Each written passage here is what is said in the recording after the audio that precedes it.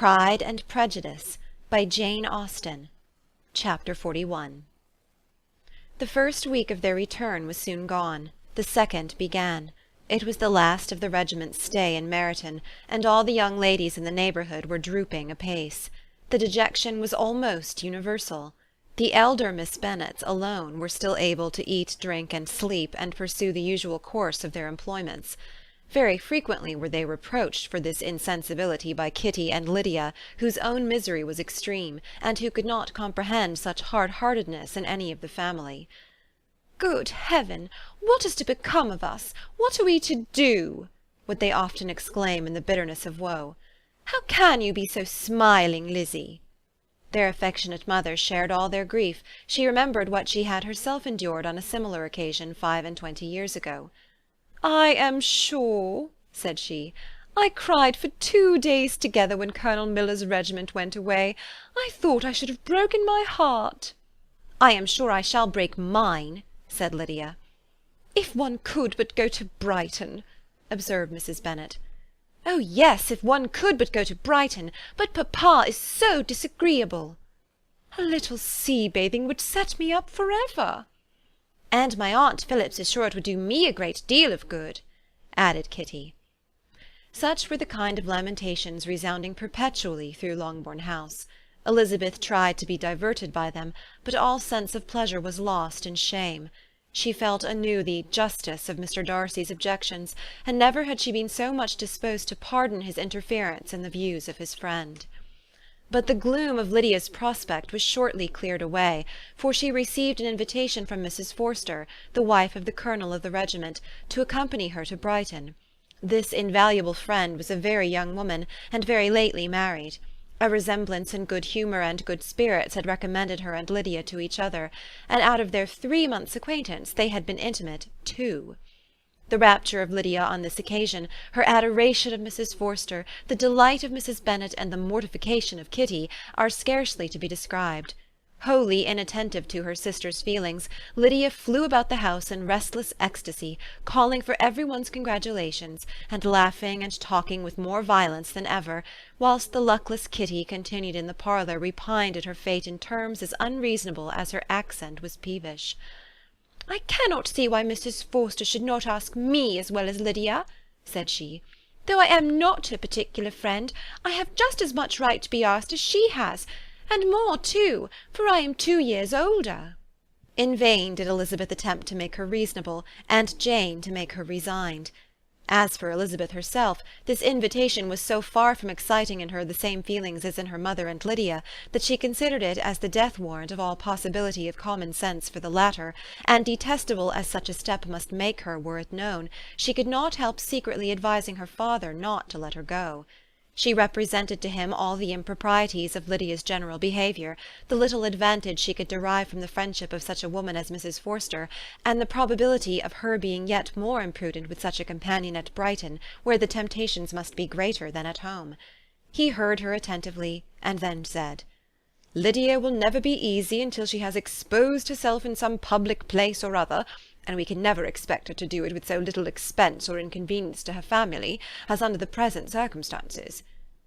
"If you were aware," said Elizabeth, "of the very great disadvantage to us all which must arise from the public notice of Lydia's unguarded and imprudent manner, nay, which has already arisen from it, I am sure you would judge differently in this affair." "Already arisen?" repeated Mr. Bennet. "What, has she frightened away some of your lovers? Poor little Lizzie! But do not be cast down. Such squeamish youths as cannot bear to be connected with a little absurdity are not worth a regret. Come, let me see the list of pitiful fellows who have been kept aloof by Lydia's folly." "Indeed you are mistaken. I have no such injuries to resent. It is not of particular, but of general evils which I am now complaining. Our importance, our respectability in the world must be affected by the wild volatility, the assurance and disdain of all restraint which marks Lydia's character. Excuse me, for I must speak plainly. If you, my dear father, will not take the trouble of checking her exuberant spirits, and of teaching her that her present pursuits are not to be to the business of her life, she will soon be beyond the reach of amendment. Her character will be fixed, and she will, at 16, be the most determined flirt that ever made herself or her family ridiculous. A flirt, too, in the worst and meanest degree of flirtation, without any attraction beyond youth and a tolerable person, and from the ignorance and emptiness of her mind wholly unable to ward off any portion of that universal contempt which her rage for admiration will excite. In this danger Kitty also is comprehended. She will follow wherever Lydia leads. Vain, ignorant, idle, and absolutely uncontrolled. Oh, my dear father, can you suppose it possible that they will not be censured and despised wherever they are known, and that their sisters will not be often involved in the disgrace? Mr. Bennet saw that her whole heart was in the subject, and affectionately taking her hand, said in reply, "Do not make yourself uneasy, my love. Wherever you and Jane are known, you must be respected and valued, and you will not appear to less advantage for having a couple of, or I may say 3, very silly sisters. We shall have no peace at Longbourn if Lydia does not go to Brighton. Let her go, then. Colonel Forster is a sensible man, and will keep her out of any real mischief, and she is luckily too poor to be an object of prey to anybody. At Brighton she will be of less importance even as a common flirt than she has been here. The officers will find women better worth their notice. Let us hope, therefore, that her being there may teach her her own insignificance.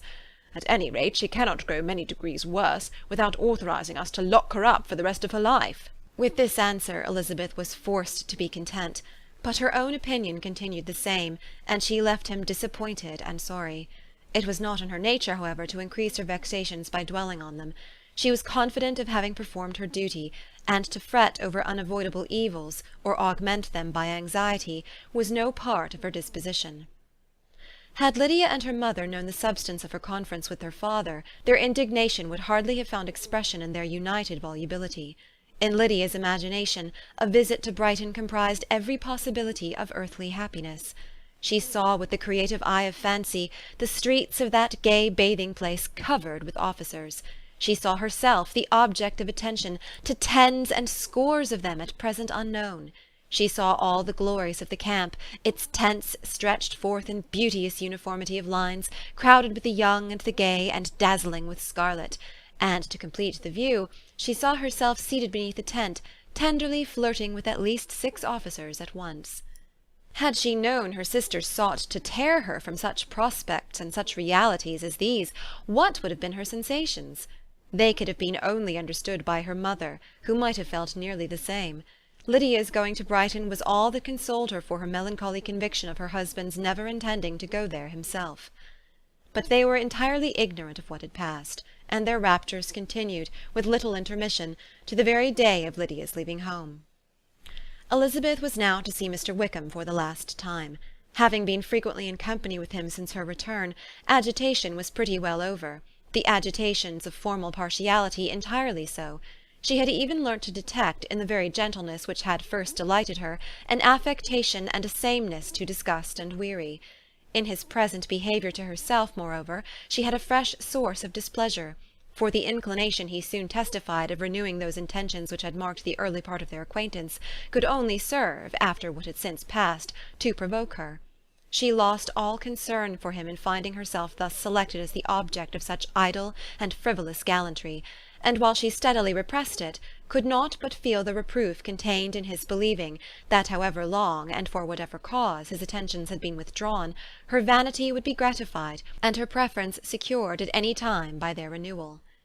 On the very last day of the regiment's remaining at Meryton, he dined with the other officers at Longbourn, and so little was Elizabeth disposed to part from him in good humour, that on his making some inquiry as to the manner in which her time had passed at Hunsford, she mentioned Colonel Fitzwilliam's and Mr. Darcy's having both spent 3 weeks at Rosings, and asked him if he was acquainted with the former.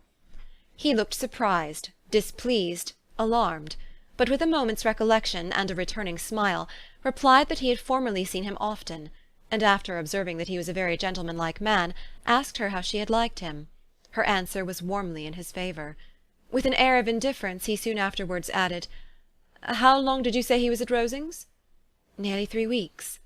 "And you saw him frequently?" "Yes, almost every day." "His manners are very different from his cousin's?" "Yes, very different. But I think Mr. Darcy improves upon acquaintance." "Indeed! cried Mr. Wickham, with a look which did not escape her. "And pray, may I ask—" But checking himself, he added in a gayer tone, "Is it in address that he improves? Has he deigned to add aught of civility to his ordinary style? For I dare not hope," he continued in a lower and more serious tone, "that he is improved in essentials." "Oh, no," said Elizabeth. "In essentials I believe he is very much what he ever was." While she spoke, Wickham looked as if scarcely knowing whether to rejoice over her words or to distrust their meaning.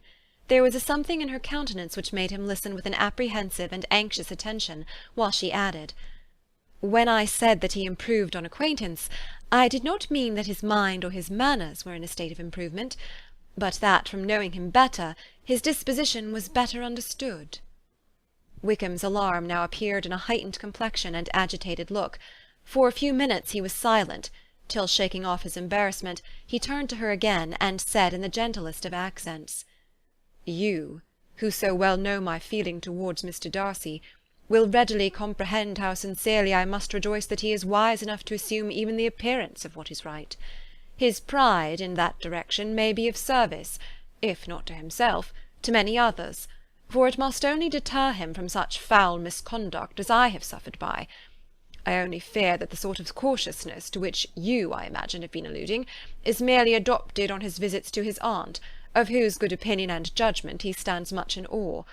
His fear of her has always operated, I know, when they were together, and a good deal is to be imputed to his wish of forwarding the match with Mr. Berg, which I am certain he has very much at heart." Elizabeth could not repress a smile at this, but she answered only by a slight inclination of the head. She saw that he wanted to engage her on the old subject of his grievances, and she was in no humour to indulge him. The rest of the evening passed with the appearance, on his side, of usual cheerfulness, but with no further attempt to distinguish Elizabeth, and they parted at last with mutual civility, and possibly a mutual desire of never meeting again.